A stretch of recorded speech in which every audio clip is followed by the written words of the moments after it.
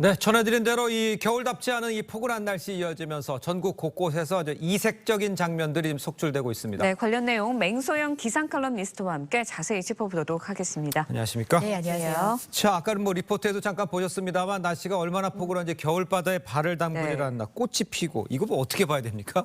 봄이죠. 완전 예. 봄입니다. 예. 평년 이맘때보다 무려 10도나 높은 기온을 보이고 있고요. 네. 보통 이맘때 나타나야 되는 날씨의 기온을 살펴보니까 한 3월 하순 정도에 나타나는 그런 날씨가 좀 나타났습니다. 예.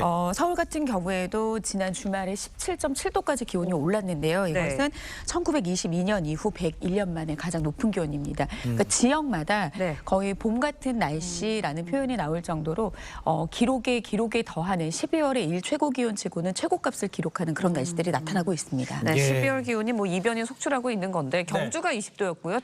제주 서귀포가 22도까지 치솟았습니다. 왜 이렇게 기온이 오르는 건가요? 보통은 이제 추위가 오게 되면은 북극의 찬 공기를 가둬두는 찬기 한기 축이 무너지면서 북극의 찬 공기가 남하하면서 겨울철에는 이제 춥기 네. 마련인데요. 네. 그 한기의 축이 계속해서 닫혀 있었습니다. 동서간의 원활한 흐름이 이어지면서 북극의 찬 공기가 남하하지 못하고 계속해서 지속적으로 따뜻한 남풍 계열의 바람이 계속해서 유입이 되면서 더운 공기가 축적되는 이런 날씨 속에서 남부지방 같은 경우는 20도를 웃도는 굉장히 이례적인 현상이 나타난 겁니다. 네. 근데 이뿐만이 아니라 12월만이 아니라 올 12개월 12달 중에서 8달이 더위 신기록을 세웠어요. 이건 무슨 얘기입니까?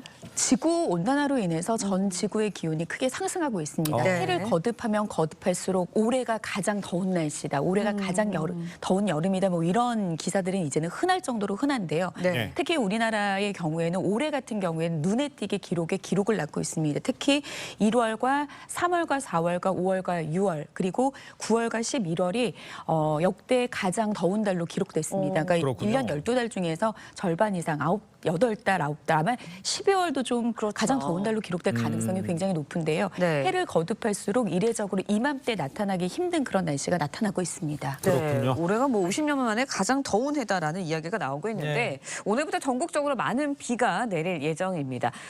이 역시 뭐 날씨가 포근해져서 눈 대신 비가 온다고 봐도 되는 걸까요? 뭐 물론 많은 지역에서 많은 양의 비가 내립니다. 네. 지금 이제 전국적으로 산발적으로 비가 내리는 지역 폭넓게 비구름이 이미 유입이 된 상태고요. 그래도 기온이 따뜻해도 아직은 영하의 기온을 보이고 있는 산간 지역의 경우에는 많은 눈이 내릴 가능성이 높습니다. 네. 이미 새벽 5시에는 강원 지역을 중심으로는 대설특보가 내려졌습니다. 보통은 하루 만에 5cm 이상의 신적설, 새로운 눈이 쌓여도 대설특보가 내려지는데요. 예. 지금 이들 지역에 예상되고 있는 적설이 30cm 이상이 됩니다. 그러니까 그러니까요. 대설특보 기준보다 훨씬 많은 양의 눈이 내려 쌓일 가능성이 높고요. 그 밖의 지역은 앞서 말씀을 주신 대로 영하권의 기온보다는 영상의 기온이기 때문에 비로 내리겠지만 양이 만만치가 않습니다. 네. 전국에 한 10에서 많게는 80mm 겨울비치고 많은 양이고요. 제주도 같은 경우에는 120mm가 넘는 거의 여름비에 해당하는 수준의 네. 비가 강한 바람과 집중호우 형태로 내릴 것으로 보이기 때문에 좀 대비가 필요해 보입니다. 알겠습니다. 강한 비 많이 좀 준비를 좀 하셔야 될 것 네. 같은데 그나마 좀 다행인 거는 미세먼지 같은 경우는 비 때문에 씻겨 내려갈 것 같아요. 그렇죠. 이제 삼한사온, 삼한사미 따뜻한 대신에는 미세먼지가 말썽이었기 네. 때문에 그렇죠. 그동안 포근한 날씨와 함께 바깥 활동하기 어려운 좀 고농도 미세먼지가 나타나긴 했는데요.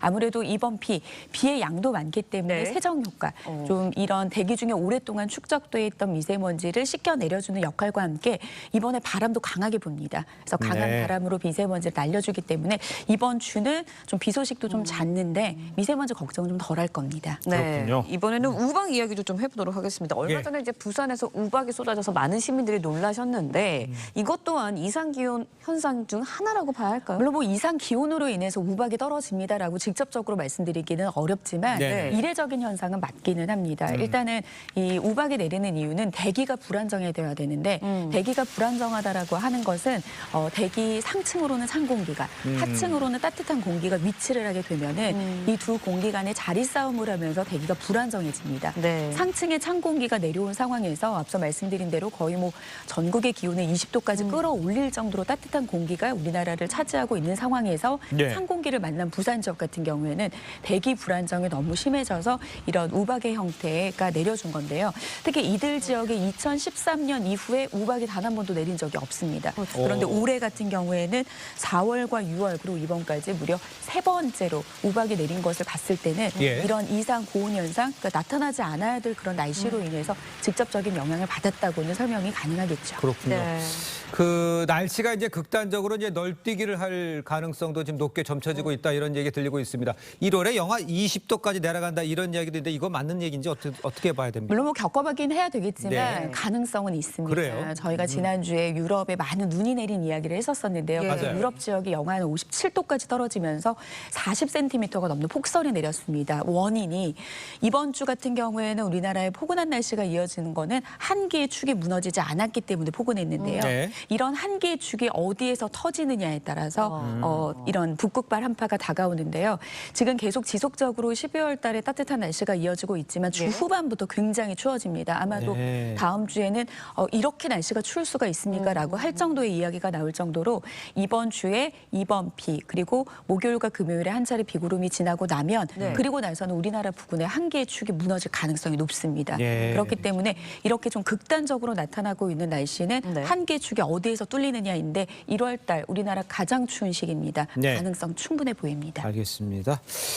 이번 주 후반에 네. 또 추워진다 이런 얘기 전해주셨어요. 네. 자, 오늘 말씀 여기까지 듣겠습니다. 고맙습니다. 네, 고맙습니다.